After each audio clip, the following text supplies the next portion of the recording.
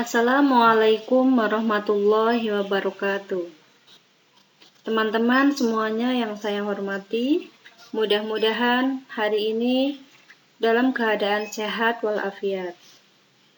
Baiklah, hari ini saya akan menyampaikan terkait dengan sufisme bagi muslim perkotaan di era 4.0. Kita lanjut ke slide selanjutnya, yaitu sufisme bagi muslim modern di era 4.0. Ada 4 bagian yang akan saya sampaikan. Yang pertama, metode tasawuf Al-Ghazali. Yang kedua, kelompok keberagamaan masyarakat kota.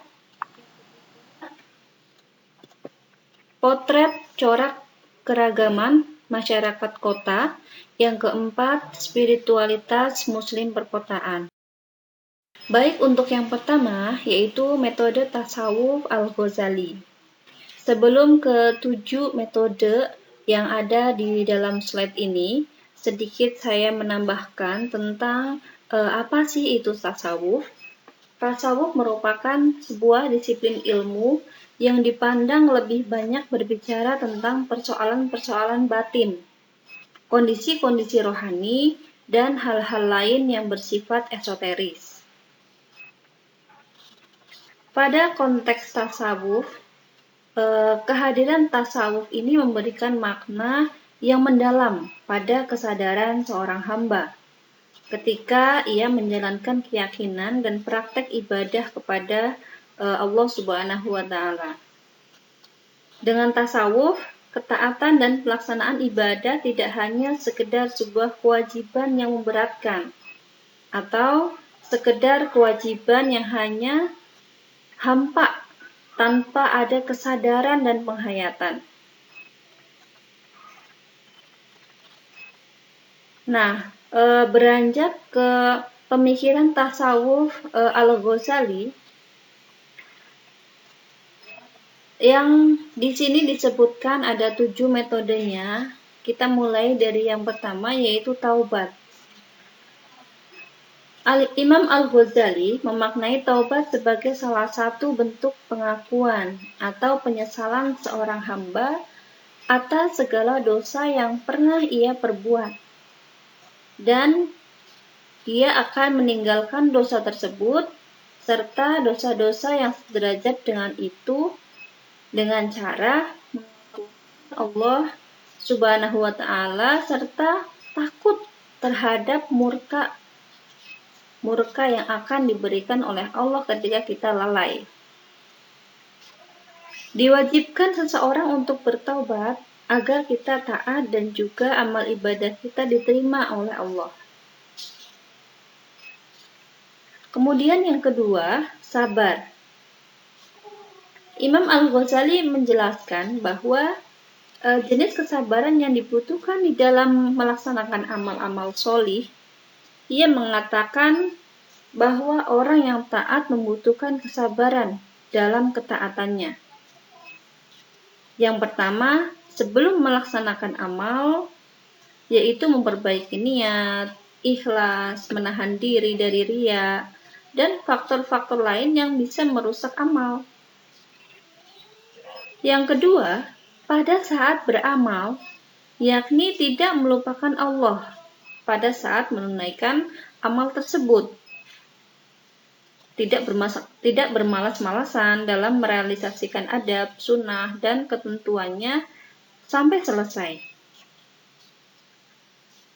Setelah selesai menunaikan amal, yakni menahan diri dari merusak amal dan menonjolkan amal tersebut untuk didengar dan disaksikan, serta menahan diri untuk memandang amal dengan rasa kagum, dan semua hal yang membatalkan amal, serta hal-hal yang bisa meruntuhkan nilainya.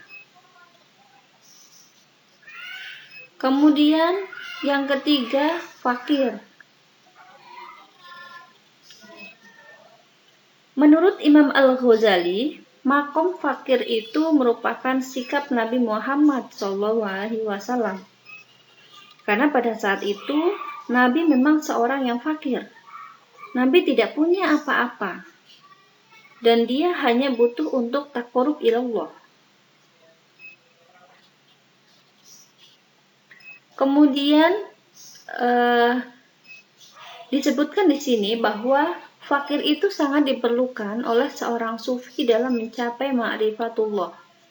Karena hanya orang-orang yang khusyuk dan tenang saja yang bisa dekat dengan Allah, sedangkan adanya harta itu bisa mengganggu kekhusyukan suatu ibadah. Yang keempat, zuhud. Al-Ghazali menggolongkan salah satu penghalang bagi orang yang hendak menuju cinta kepada Allah sebagai jalan hidup yang paling besar pengaruhnya adalah cinta dunia. Mengingat besarnya bahaya cinta kepada dunia, apabila ibadah lebih mulia dan lebih banyak pahalanya dengan berzuhud, maka wajib atas orang-orang yang menginginkan beribadah secara benar, berzuhud, dan mengosongkan hati dari keinginan dunia. Yang kelima, tawakal. Dalam perspektif Imam Al-Ghazali, bahwa orang yang tawakal itu harus memiliki ilmunya.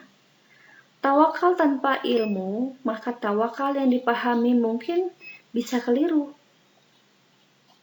Hal itu terbukti misalnya dalam kehidupan sehari-hari tidak sedikit orang yang pasrah diri tanpa usaha dengan mengatasnamakan tawakal. Jadi sikap pasrah diri di sini adalah diawali dari usaha terlebih dahulu. Bukan belum berusaha, tapi dia sudah memasrahkan dirinya kepada Allah. Itu yang keliru. Kemudian yang keenam, yaitu cinta ilahi atau mahabbah. Imam Al-Ghazali sebagai seorang sufi mengatakan bahwa mahabbah adalah kecenderungan hati kepada sesuatu. Ada yang cenderung kepada harta, ada yang cenderung kepada sesama, ada pula yang cenderung kepada Tuhannya. Kecenderungan mereka tidak terlepas dari pemahaman dan penghayatan serta pengalamannya terhadap ajaran agama. Yang ketujuh adalah ridho. Menurut Al-Ghazali, ridho merupakan buah dari cinta atau buah dari mahabbah. Jika telah kokoh cinta sang hamba kepada Allah dan ia tenggelam dalam lautan cinta, maka ia rela terhadap apapun yang dilakukan sang kekasihnya, yaitu Allah Subhanahu wa Ta'ala.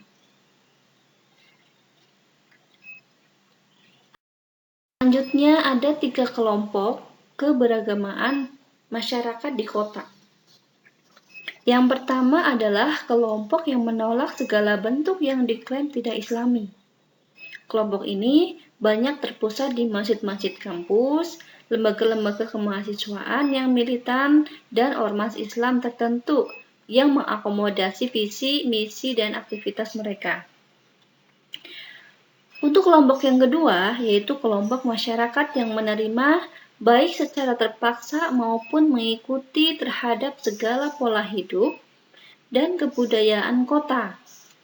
Meskipun pada akhirnya harus memilih mengikuti sikap pertama dengan menolak segala bentuk arus budaya yang tidak agamis atau bahkan sebaliknya mereka menerima.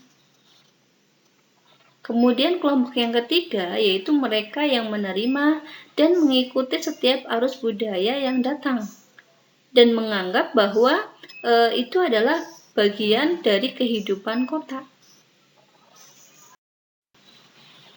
Nah, di sini ada potret corak masyarakat perkotaan.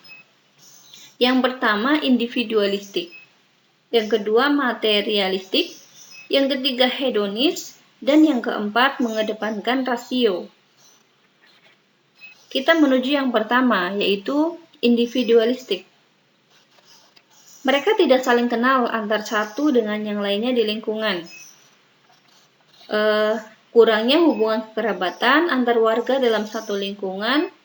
Kemudian ketersediaan kebutuhan pangan dan sandang juga berpengaruh terhadap gaya masyarakat kota dalam mengunjungi tempat-tempat perbelanjaan. Jadi sangat jauh berbeda sekali ketika kita melihat potret masyarakat di pedesaan. Gitu. Jadi ada apa ya namanya perbedaan yang sangat menonjol. Kalau di pedesaan antar satu dengan yang lainnya itu sangat akrab, antar satu warga dengan warga yang lainnya juga akrab. Sedangkan di perkotaan itu bahkan ada yang tidak kenal dengan tetangganya sendiri, apalagi kalau di perumahan. Kemudian yang kedua, materialistik. Dalam mempertahankan di tengah kehidupan perkotaan, seringkali menimbulkan persaingan atau kompetisi yang kurang sehat antar satu dengan yang lainnya.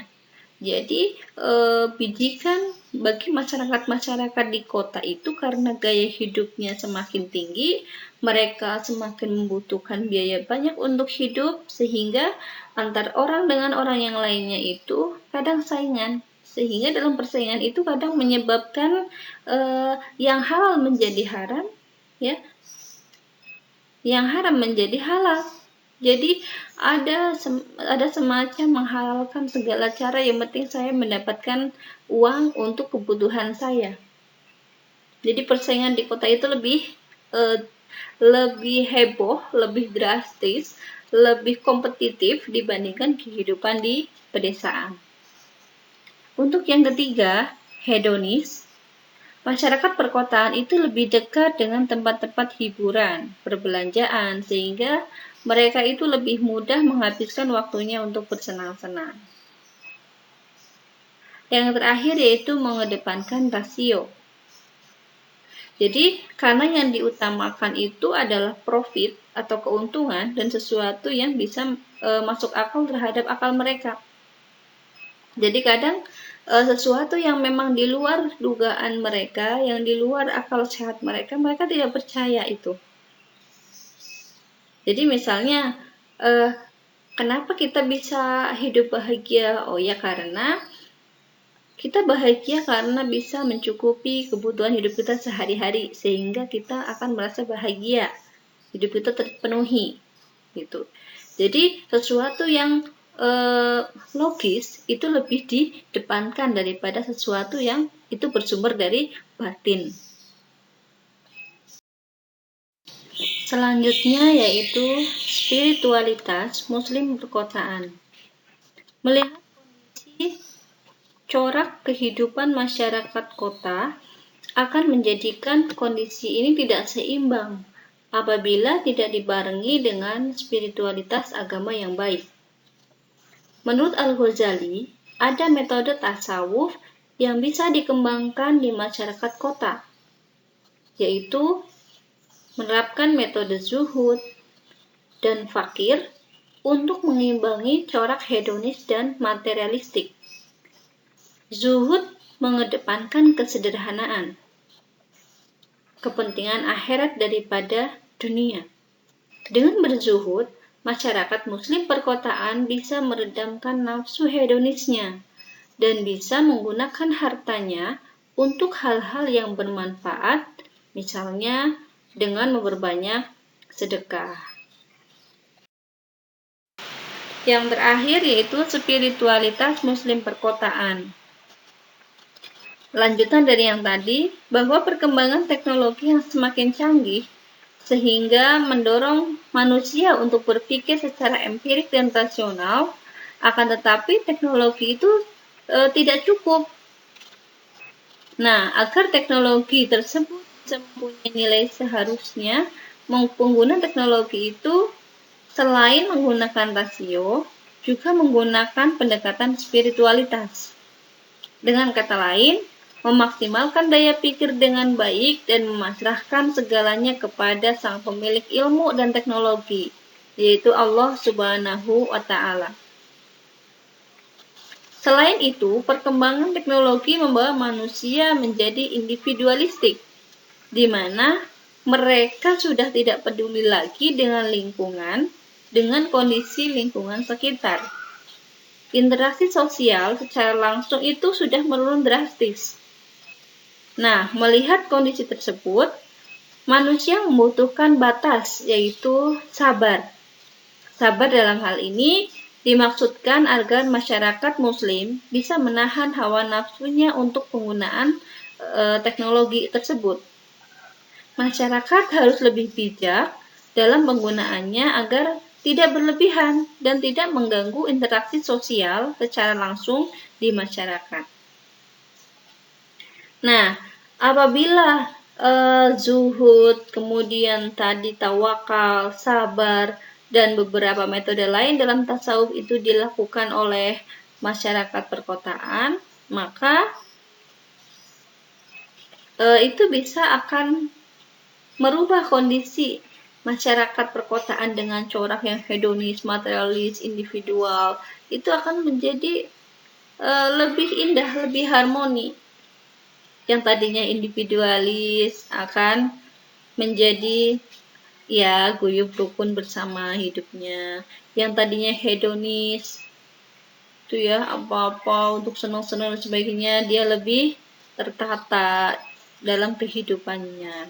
Nah, hal ini penting sekali bahwa tasawuf itu perlu diterapkan dalam kehidupan umat muslim, perlu diterapkan dalam kehidupan kita semuanya sehari-hari agar kita terhindar dari hal-hal yang buruk, hal-hal yang terlalu mengutamakan kepentingan dunia daripada kepentingan akhirat.